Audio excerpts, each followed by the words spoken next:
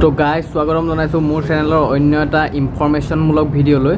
তো আজি আমি কথা পাতিবলৈ গৈ আছোঁ পৃথিৱীৰ এখন অন্যতম ধনী চহৰ ডুবাইৰ বিষয়ে। তো বলক আমি এতিয়া দেৰি নকৰি ভিডিঅ'টো আৰম্ভ কৰোঁ।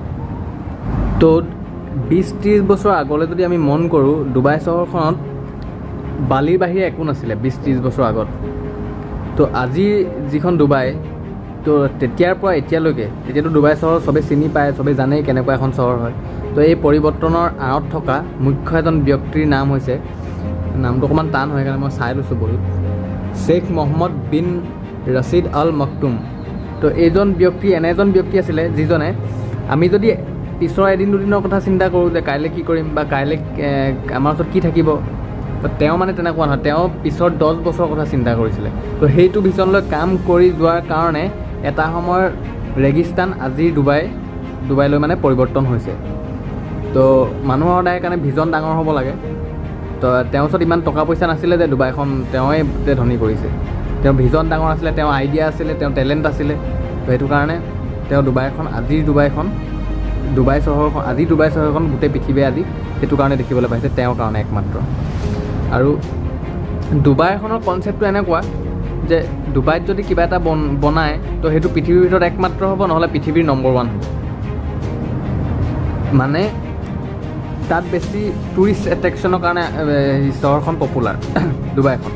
তো বিভিন্ন ধৰণৰ টুৰিষ্ট যায় তাত চাবৰ কাৰণে। তো এনেই যদি এটা নৰ্মেল বিল্ডিং থাকে তাত, তো সেইটো চাবলৈতো কোনো মানুহ নাযায়।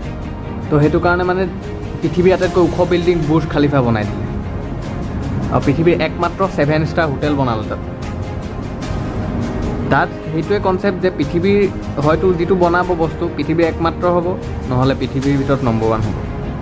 এতিয়া বুৰ্জ খালিফাৰ পৰা আৰম্ভ কৰি পৃথিৱীৰ আটাইতকৈ যিটো ওখ বিল্ডিং বুৰ্জ খালিফাৰ পৰা আৰম্ভ কৰি পৃথিৱীৰ একমাত্ৰ 7 ষ্টাৰ হোটেল বুৰ্জ আল আৰবৰ লগতে ৰেগিস্তানৰ ওপৰত বনাই পেলালে পৃথিৱীৰ আটাইতকৈ মানে ডাঙৰ ফুলৰ বাগিচা, যিখন মিৰেকল গাৰ্ডেন নে কি বুলি কয়। তো সেইটোৱে তাত ৰেভিনিউ জেনেৰেট কৰা এটা মানে নতুন প্ৰচেছ। এতিয়া বহুতে ভাবে যে ডুবাইখন তেলৰ কাৰণে বিখ্যাত আৰু তেলৰ পৰাই ৰেভিনিউটো তাত মানে বেছি ধনী চহৰখন তেলৰ কাৰণে, কিন্তু নহয়। ডুবাইৰ চহৰখনে তেলৰ পৰা মাত্ৰ 1% ৰেভিনিউহে জেনেৰেট কৰে। বাকী বেছিভাগ ইনকমৰ মানে বেছিভাগ ৰিচ'ৰ্চ হ'ল টুৰিজিম ছেক্টৰটো। টুৰিজিম ছেক্টৰৰ পৰা হায়েষ্ট ইনকম কৰে ডুবাই চহৰখনে। তো সেই টুৰিজিম ছেক্টৰৰ ওপৰত গুৰুত্ব দিয়ে সেইবিলাক বস্তু বনায়, যিটোৱে মানে টুৰিষ্ট এট্ৰেকশ্যন কৰিব পাৰে ডুবাই চহৰখনৰ প্ৰতি।